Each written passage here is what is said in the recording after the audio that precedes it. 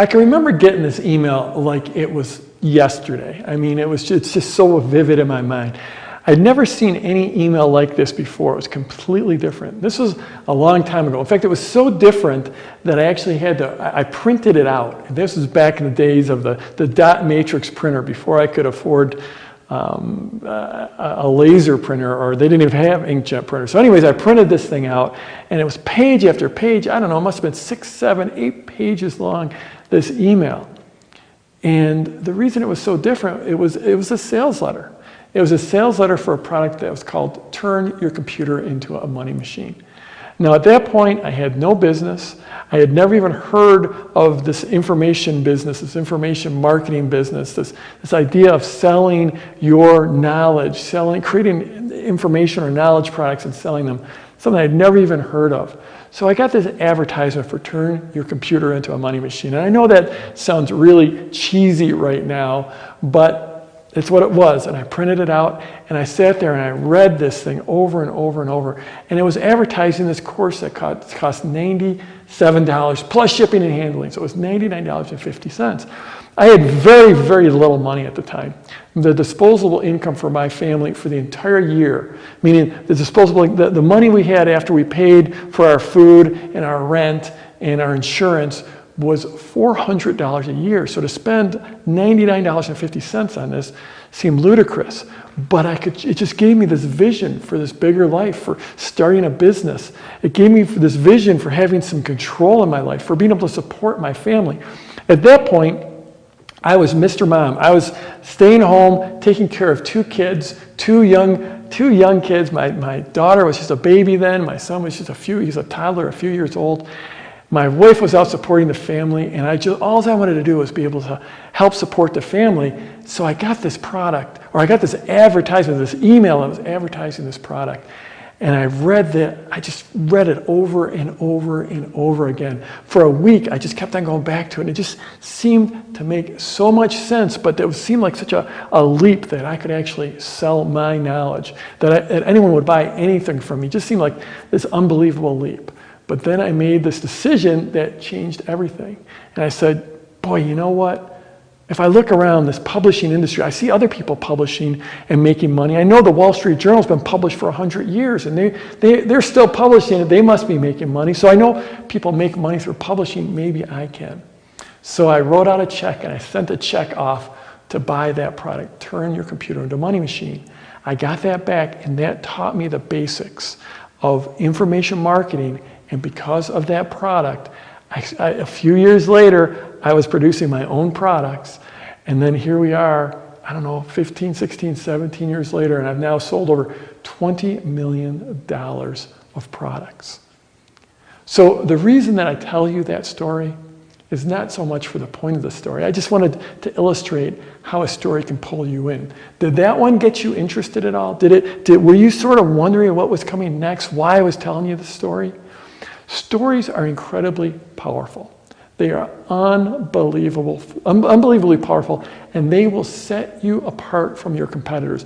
They will set you apart from your market. And the beautiful thing about product launches is they give you the time and the space to tell a story. And you want to turn your marketing into a story. You want to always be delivering your content and your marketing as a story. Really what we want to do is create the story that starts at the beginning of your launch and arcs through your entire launch and really grabs people's attention. This is how you cut through the fog of marketing and really grab people. When you use stories, you pull people into your marketing. That's why you want to use stories. You want to grab their attention. You want to create anticipation. And you want them to be just hanging on, wanting to know what's coming next in the story. Wondering, how does this thing turn out?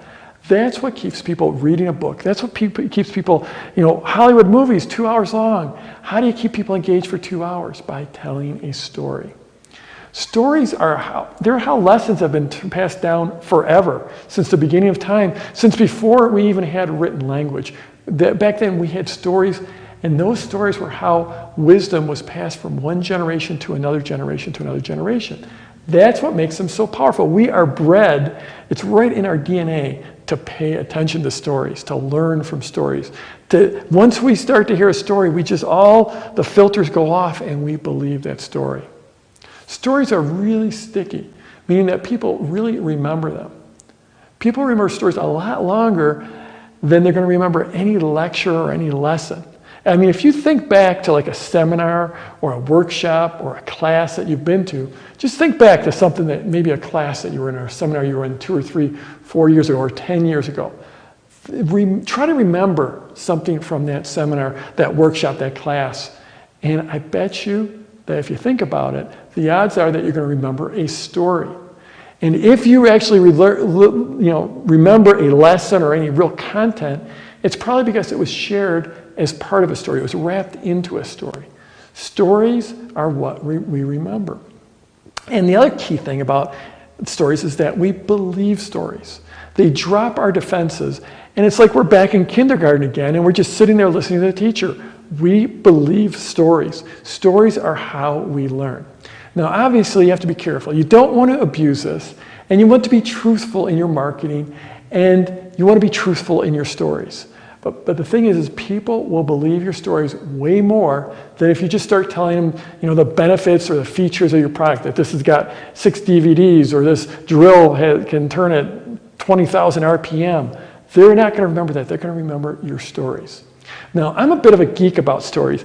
I've studied them quite a bit. And if you're interested in this topic, the place I think you should start with is Joseph Campbell and his hero's journey.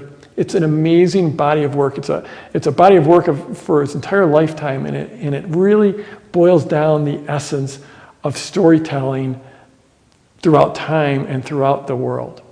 But the important thing to remember is that just about any story, is about it's about the protagonist, and it's about that. And this doesn't matter if it's a comedy, if it's a tragedy, if it's a romantic story. It's all about a protagonist, the hero's efforts to secure some type of, whatever they desire. Generally, they're fighting for this thing, usually at great cost, something that they desire. And the protagonist, generally, they have to flirt with disaster before they can achieve their aims and get what they're after and live happily ever after.